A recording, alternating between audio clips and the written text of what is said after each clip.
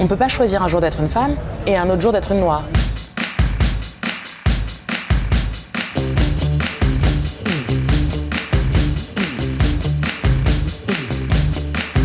L'idée, c'est de déjà arriver à révéler le fait qu'il y a des femmes noires et plutôt que la femme. Ce que j'aime vraiment révéler, c'est justement la pluralité d'origine, de parcours, d'orientation sexuelle, de religion. Je trouve que ce qui manque beaucoup dans la représentation des femmes noires en France, c'est justement l'hétérogénéité. On a tendance à être présenté comme un grand groupe homogène et moi j'avais envie de sortir de cette mono-représentation, ou en tout cas duo-représentation en général, qui est soit la banlieue, soit la migration.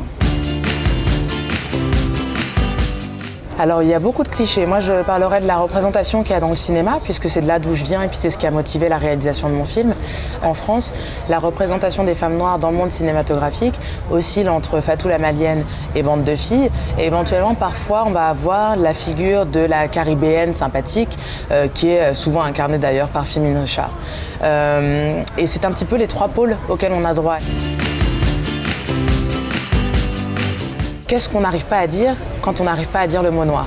Pourquoi est-ce qu'on passe par le terme anglo-saxon alors qu'en français, on va jamais... Déjà, on a une tendance à vouloir promouvoir la langue française, donc c'est étrange tout à coup de vouloir absolument employer un mot anglais.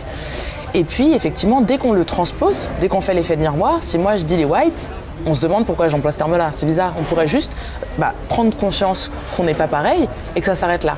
Mais il y a une histoire justement qui vise à classer, à dominer, à hiérarchiser.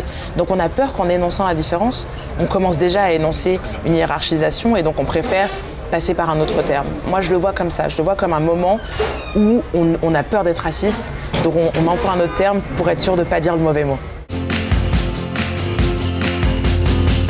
Ce qui est intéressant pour moi dans l'afroféminisme, dans des concepts comme l'intersectionnalité, c'est de comprendre justement que les discriminations peuvent être interdépendantes.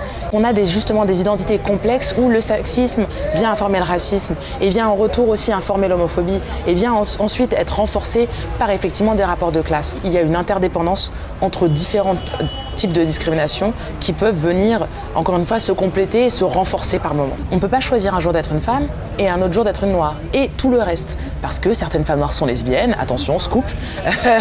Certaines femmes noires, effectivement, sont juives, ça aussi. Alors là, il y a plein de gens qui tombent de leur chaise. Bon. Donc voilà, pour moi, ça c'est vraiment important, encore une fois, de nous redonner aussi cette individualité. Une des conséquences du racisme, c'est d'effacer l'humanité et l'individualité des personnes qui n'appartiennent pas au groupe majoritaire. Nous sommes avant tout des êtres humains, et donc nous sommes des êtres humains avec toute notre complexité.